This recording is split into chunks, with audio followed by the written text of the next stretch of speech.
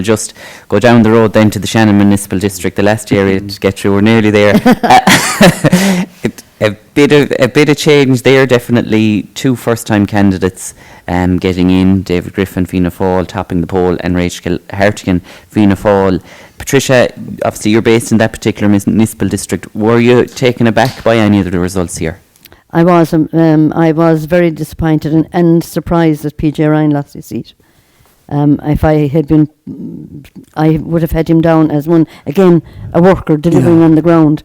I would have put him down as one of the people that wouldn't have been in difficulty looking at the vote. And but then when you stand back from it and you realise what he was up against, and again, I think the telephone machine. There were a lot of telephone machine kicked in at the last minute.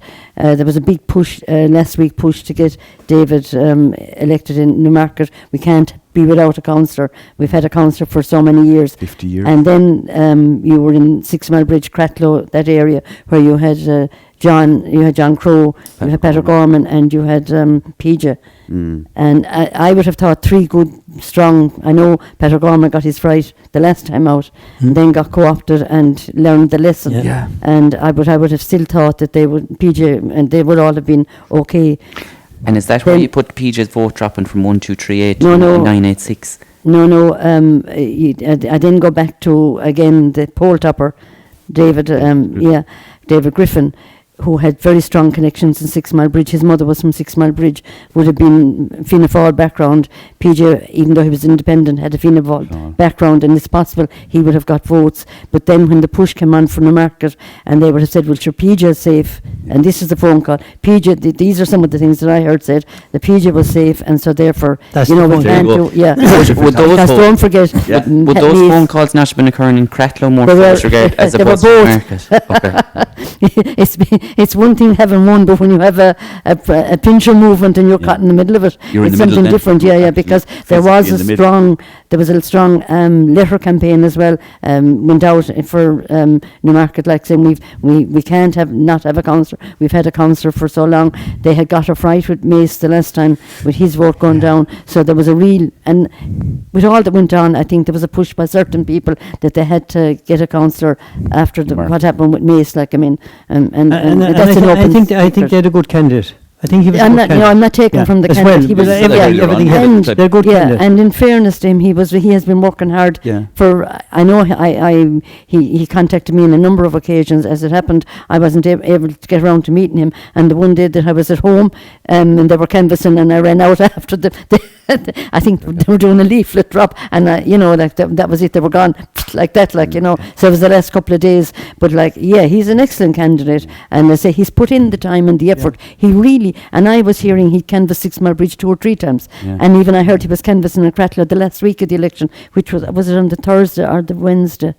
I think maybe probably Wednesday, because I was on the phone to somebody, and they said to me, I'm just at the door with the canvasser, and named his family like it was. That's who it was. So you talk about him jumping out of the starting blocks as well with the response to Ukrainian refugees. I also noticed something last week. I think it was through your own Claire Echo, where he talks about a slight little issue with the franking of the ballot papers, and he's talking about a QR code. So we're talking about TikTok, telephone, went to QR code councillor as well. Now we could have a debate on that as well. So he's hit the ground running. And I thought then that with the announcement of Gillane down in southeast Clonlara, and already having Rachel Hartigan nominated, and Sinn Féin in Westbury, and I thought that Michael Begley could be in a bit of trouble, but I still couldn't see it because there were two vacancies.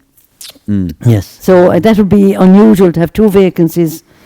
And Michael Begley's vote, for the record, went from 1,027 to 831. Really squashed in that area. And Paul, you spoke about the fright and surviving. I think Michael Begley had I won't say he'd given up, but he was really withered, I'd say, when he was leaving. I met him. I would have said, I met him. I met him, and once the tellies were coming through, and he said, it's not looking good. And I said, Michael, steady, there are votes to be got. Never even entered my head that PJ Ryan was the one that was going to be in trouble. Yeah. Just didn't see it, and there's no point in saying I did. I just didn't see it. And just then, from the make of that, Michael Begley's the only independent, but Patricia, just in Shannon Town, Jerry Flynn, not there. There's no independent voice in Shannon. There's no strong voice in Shannon. No strong voice. But even no strong independent voice. Would you say the Sinn Féin or Fine Gael voice there is weak then? I've never found it. It's hard to put into words what I. You'll find them. I'm stuck for words. First time in her life. First time in her life. I don't want to say anything that's demeaning to the candidates or the councillors that are there. They're good, probably solid, steady workers. And that they do, but there isn't that voice that's shouting Shannon. I think that's what it is. That they're on the ground, maybe doing the work or involved, but they're not on issues that in a place like Shannon that you need to be voicing strongly. Well, I suppose you have an incumbent who would have had a very high profile, or he's back in politics now, haven't been out for 8 years. 8 years, haven't been out for 8 years, and that. So it remames to be seen how strong the Shannon voice will be. I know what you're saying, Patricia, with respect to Shannon. Because the mix in Shannon, I think there is no Fianna Fáil. We're talking about Fine Gael and the bad state that they're in all the time, so I might as well now trap over to Fianna Fáil. They couldn't even get a candidate in the town.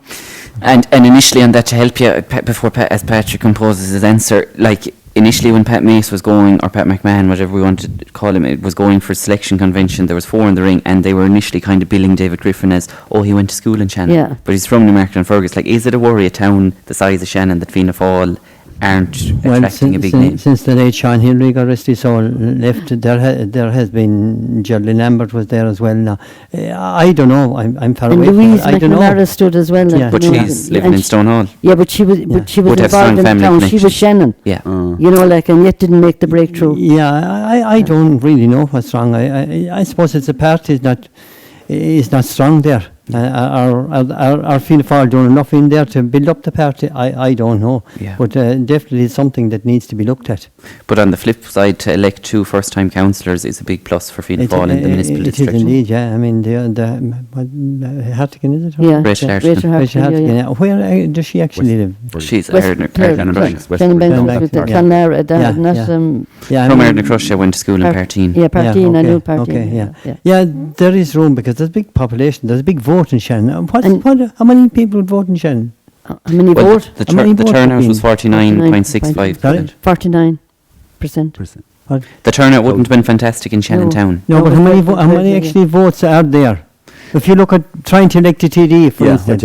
Look, the closest you got, and it was at the height of his powers, momentum-wise, again, political momentum, would have been Tony Mulcahy in kind of 2011. Yes. And he did manage to corral, in 2007, he managed to corral and corner a Shannon vote, most definitely. It wasn't enough to get him over the line, or get them over the line. Nobody has ever really cracked or broken or taken a big lump out of Shannon, not with yourself as a councillor, as a well-sustained. So nobody has ever done that. And I don't think anybody will ever do it. I was wondering, was I there at all? I was telling you, you're there, all right. Well, we know well you were there. But like I said, ever since, nobody has done that or can do it. It does fragment. But that's what I'm saying about the voice. There's a voice, and Shannon, because of its composition, because of all the people that are there, because of that makes it even harder. But it should. That's what I'm saying, that there has to be a voice for Shannon. What would the voice be saying now, Patricia, for Shannon as it stands at the moment? As it stands at the moment, I think that on the industrial estate we're probably doing relatively well, but as an entity, as we run second in everything, maybe third or fourth in some things. You look at the momentum we are the base of the council's money. Mm-hmm. Oh yeah. Let's be honest about it. We supply the money for the county. But what percentage of it do we get? Money definitely. Well, money, we were always, it was touch and go, money, But what have we to show for it? What's generated isn't put back in. Yeah, in my opinion, it isn't.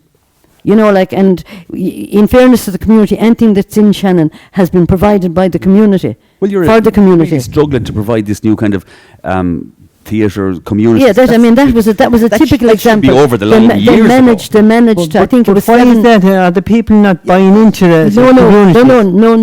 No. Again, then the communities and the community of Shannon is the strongest for the community of Shannon, for delivering for Shannon, and they have delivered for Shannon where other entities have not delivered. And I'm including in that in the council and whatever. As you say, the venue was the name of the project. venue, I think that they managed to get together over nearly 7 million was it, pledges and everything else to get that, and that didn't get off the ground.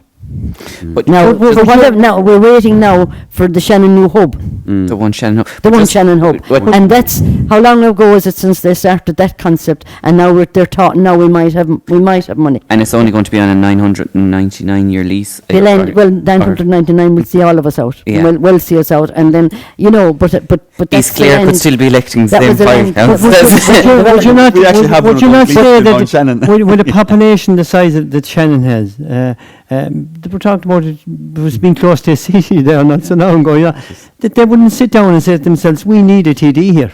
And you ran yourself there, that they wouldn't fall behind. Why haven't the people fallen behind? But even on that, to support But it- what Patrick is saying, I've attended meetings in Shannon Community Partnership before it was set up, was Love Shannon, and there was meetings of that, and they said, let's get ready, there's an election next year, let's go and elect as many Shannon candidates as we can. And now they've only turned around and elected 2 councillors. Yeah. But did they have the courage to back any of the people that But stood? that's Did the they, question, did they that's have what the I'm courage? saying, You know, the like, community- I've seen them get involved in the strategic policy committees, which would be a starting point for some people if you had ambitions, and then rowing behind. That was what I thought was Love Shannon's objective was when they set up. And but now they're morphing into. I don't know what they're morphing into, but there is yeah. there is an identity crisis. There's people from everywhere coming into Shannon, whereas in most rural areas, It's the No, same no, people no. are there all the You same need- families are there all the You time. need to have recognition by the authorities to move something forward. You really But need you to think have, they haven't that? no, they have not got the recognition to move something forward. If we had, the one hub would be up and running. Yeah. But I That suppose is the reality. And once the council didn't row in behind the venue 100%, then they should have moved hell for leather to get the one hub up and running. And the foundation should be in now, and the bricks and mortar should be going up. And yet we're waiting for whatever tranche of money. And I hope it comes, whatever comes, and it comes soon. Mm-hmm. Because the community have kept it. We have the GA are very strong. They have a fantastic facility. The soccer clubs have 3 or 4 fantastic good clubs down there. Now the athletics club have got their You've act cricket, together. you've We have cricket cricket. down in You can't Shannon. fault community Yeah, supports. You Yeah. cannot When it fault. comes to the and there is political side of when it- it comes to the political side, and they're feeling it down in Westbury, Clonlara, the same reason. thing. They do not feel part of the county. They feel as if they're an add-on and an afterthought, and that has not gone away from Shannon. That has not gone away from Shannon. And they are calling for a depot of sorts to be They lost their office. Yeah. They And lost the council office down in Westbury, Shannon Banks. It was closed. I remember at the time when they closed it, there was, all sorts of reasons for closing it, but it was closed. And that's a big centre down there on the verge of Limerick City, which has an identity that they're clear. Would that not say that the public representatives down there are not bringing the people and the council together? But you see, if the majority of if the centre, it's a bit like Dublin. The centre sucks in an awful lot. And there has been an awful lot of attention on Ennis, because Ennis is the capital, and rightly so. You want the county town doing right and proper. And yet the other areas suffer. Think back, no, you weren't on the council time. I remember when we had the roads fund. And it was, we made a decision that we would give, West Clare roads were in an atrocious situation. And Lord have mercy on Sean Keating. And I was gone blue in the face from listening to gone demented from listening to Sean Keating talking about roads. But eventually, because there was so much about it, we came up with the thing that we were dividing the money between the 6 electoral areas at the time. End of. We got sick of shunting money back to West Clare and been Bill at every meeting that we went to blame for not giving. Rose elected me, by the way. I know that, and I'm not saying that they don't. And if you go down, I came out of Tola Park last night and I hit a big crevice in the road. Now that says something in the main town, the second largest town, and that has been going on for a couple of weeks. I've been watching it, but I had forgotten last night it was there, and I hit it. Yeah. You know, like so, and there has been a lot of a sense of that Shannon has been neglected. Okay, they did a park down in Ballycasey, and next thing was there was a lake in the middle of it. Yeah. You know, and these were things that I think it was Keith McNamara was on about it. Yeah. You know, like the town park. We're now relying on the likes of the tidy towns to do work that the council should be doing and have implied in it. We had. Do we still have a garden? But does that come back to representatives? Well, I don't know. Does it come back to representatives or banging? Because no matter, you'd want to have 29 out of the. There's 28 now. You want to have 27 out of the 28 to get a break, and Shannon only has ever had. But sure, three. but like Paul is way out in the eastern side. I'm way out in the western side, and we'd always feel that it's hard to get stuff, you know. But you'd make your bargains with, like. Yeah, well, I'm not saying we didn't make our bargains, but for some stuff that you couldn't make bargains with, and getting back to the fact that you are the base for the finance for the county. Yeah. And you don't get a fair share of it. You don't get recognition for things that are needed. Then that is a problem. Answer it. But is it that the officials? I would say that there are a myriad of issues, I would suspect, with Shannon. None more so than the physical nature of it. Makes it difficult anyway to do things in Shannon. It's so kind of main road going through it. It's not a natural. We talk about Mount Shannon or Kilkee. You have a natural kind of a thing with the kind of established people. Even it's easier. Shannon is where's the centre of the town? You take it, and we spoke about NS 2040. The Shannon has been.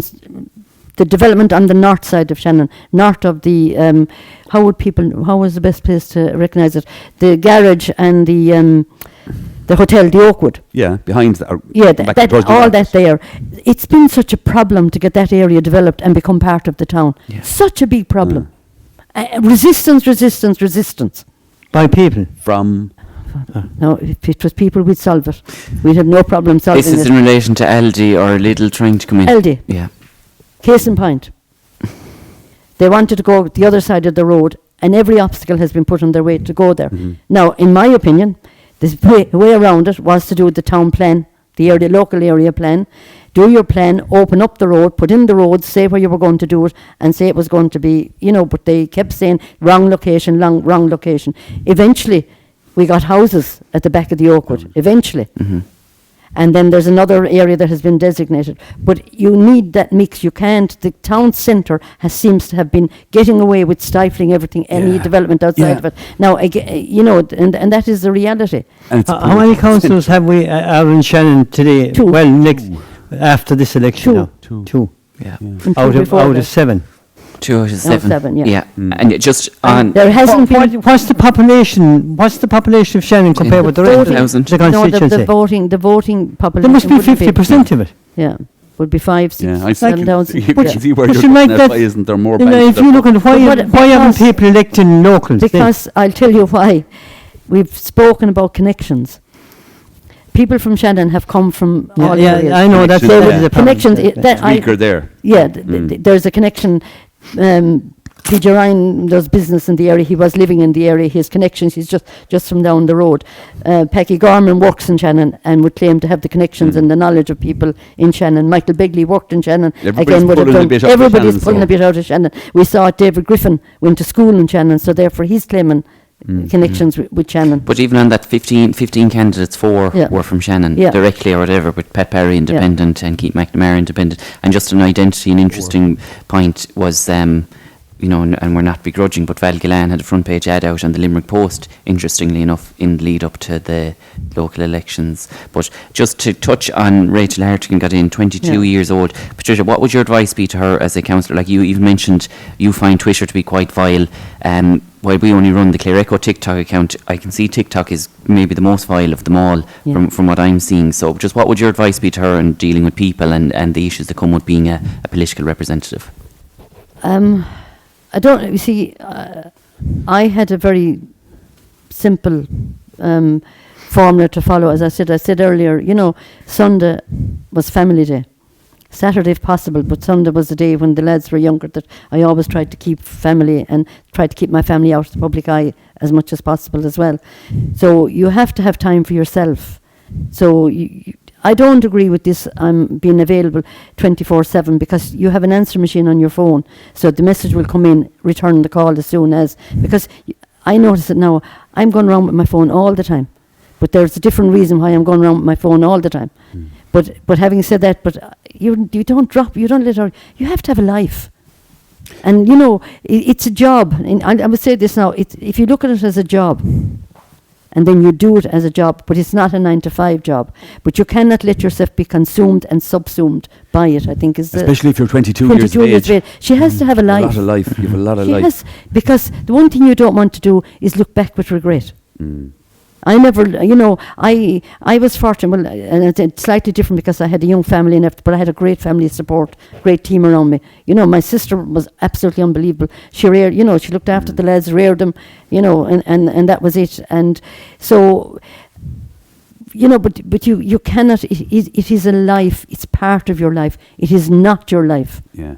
And I think it's going to be her full-time job, because she finished her college exams only last month, and like she has said, she's possibly going to do a postgraduate or something, but that she's going to maybe focus on the council full-time for now. Well, then if she's going to focus on the council full-time, okay, while she's doing a postgrad, that's fine, you know, it'll keep her, but the council will not sustain her. Yeah. And, you know, it would be foolish to be, it's not a full-time job. No. Now, unless she gets a job with as it's a a full-time job without full-time pay. Yeah, well, it is, but you have to be careful, because she's 22 years of age. She has to have a life. Absolutely, 100%. Yeah. Now, she's got a mentor, you have to see down there, who came through the same process. Now, the other side of that is that he's a male. Cathal Crowe would have been elected at 21 years of age back in 2004. Yeah. She's 22 years of age now. It's a whole different thing for a woman. But on top of that, if she has ambitions, she has her mentor.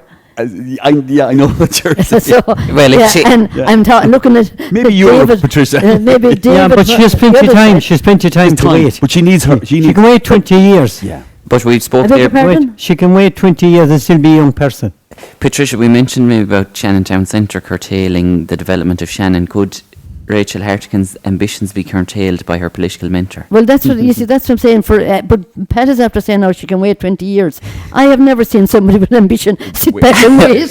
No, but I'm saying, but she'll still be a young person in 20 years. Yeah, but opportunity knocks, and you take your opportunities. That's one of the first rules of politics. No, but I mean, why I'm saying that is because the opportunity might come up for that period of time.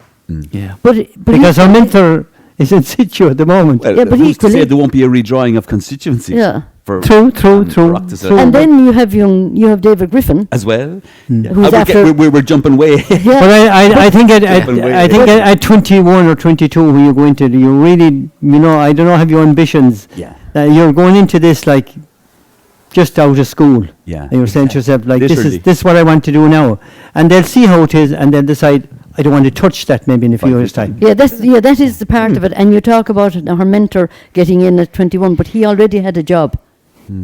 You know, like he was already in situ.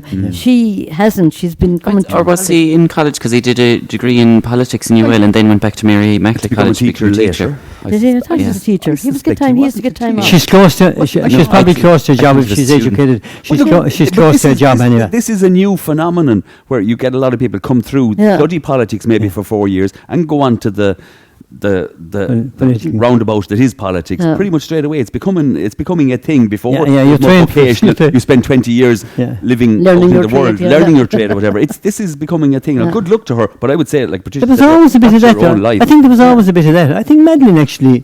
Madeleine's quite young, wasn't yeah, and I think Madeleine went in and did politics as well, as far as I remember. There was always a bit of that people did politics, you know, and go in straight. But Madeleine would have come from a family. family. So she was used to what was happening. But this is somebody, she can be mentored as much as you like, but the living experience of going out there and what people are going to say, you know, if she's trying to have a social life. I think she works for Cathal Crowe. No, it doesn't matter who she works for. She had interned in his constituency office during her placement, so unless she's going to be... know what it's about. No, she might know what it's about, but she was not elected. She's not... she's in the firing line. She's in the firing line now. Of course, so she goes to the where young people go now to a concert or somebody else's, and someone recognises, oh, you're that. Blah, blah, blah, blah. You know, like, and then somebody else comes and says, you didn't do whatever for me, like you're saying. You know, like, but maybe her night out socialising. Maybe there are no boundaries. Maybe anymore. the younger people haven't as much as the older people. Do that as much as the older people. I don't know. You give them a couple of drinks and they're and without a couple of drinks, and they will use the media. It's potentially even work, because face to face it's difficult to do that. Using TikTok or whatever, using those media, it's a lot easier to be more kind of cutting or more vicious to public reps. Paul, just one of the other new ones that's in, David Griffin topped the poll 1,534. We mentioned his statement that he kind of put out on social media with regards to what's going on in Phoenix House and the Ukrainians. But just, I spoke with David after. He's working as a parliamentary assistant for Senator Fiona O'Loughlin from Kildare, Fianna Fáil also. At council level, people submit motions, municipal district and county council meetings that they're hoping to go to minister. David's going to be working remotely or hybrid. He'll be in Leinster House. He can just turn the corner and knock the door.